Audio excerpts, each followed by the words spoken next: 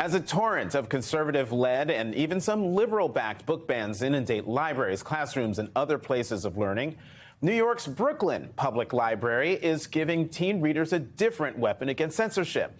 For a limited time, young adults anywhere in the United States can apply for a Books Unbanned e-card, unlocking a trove of e-books and audiobooks that may even be banned in their local libraries.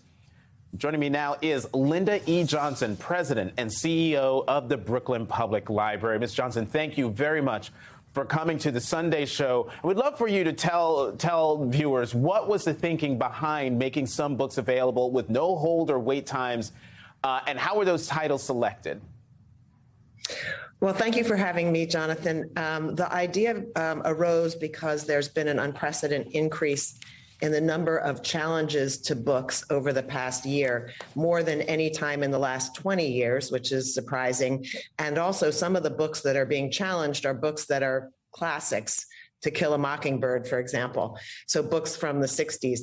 And so we started to watch this sweep across the Southwest, and we were trying to come up with a way to get material into the hands of teenagers who really need to be able to explore issues through reading, which they might not be comfortable speaking to their teachers, parents, librarians about. And so we devised this initiative, which is to give library cards to our Brooklyn Public Library collection free to teenagers between the ages of 13 and 21. Mm-hmm. Let me have you listen to what a state representative in Tennessee had to say on Wednesday about what's going on down there, and I'll ask you about it on the other side. Let's say you take these books out of the library. What are you going to do with them?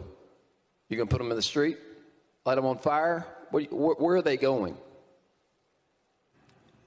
Representative Sexton. I don't have a clue, but I would burn them. Now, let's be clear, Ms. Johnson, they were arguing over a bill that would give the state oversight of all materials in school libraries.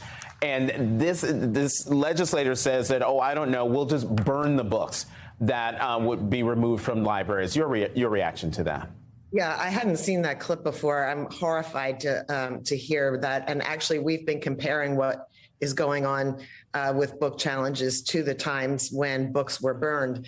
And all I can say is that, you know, it's at the very core of what we do at the library to provide free access to all points of view. It's at the core of democracy, and we are the most democratic institution in our society. And so we demand the right to protect both books we agree with and books we don't, and we do that with equal fervor.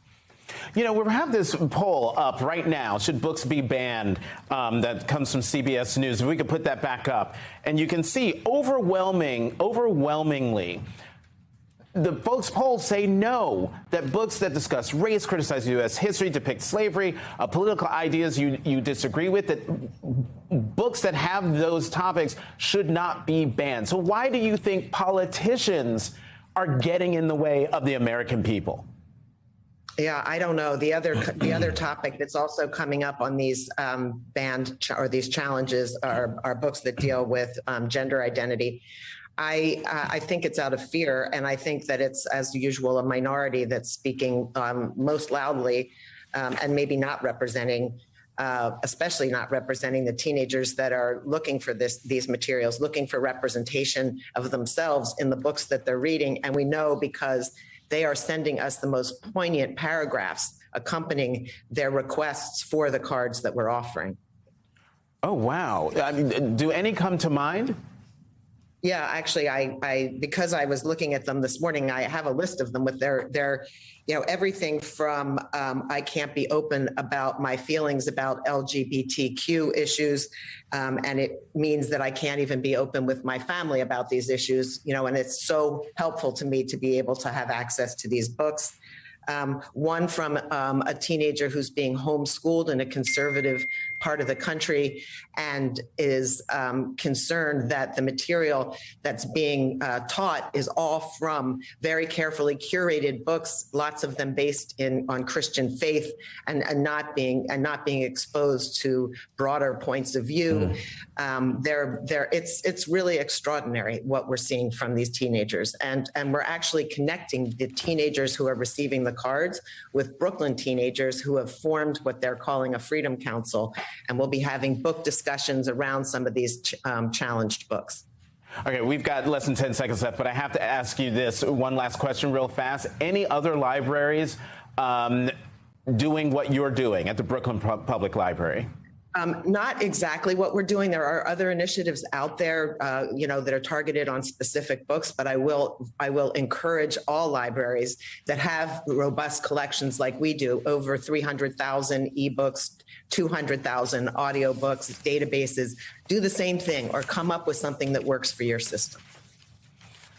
Linda E. Johnson, President and CEO of the Brooklyn Public Library, thank you very much for coming to the Sunday Show.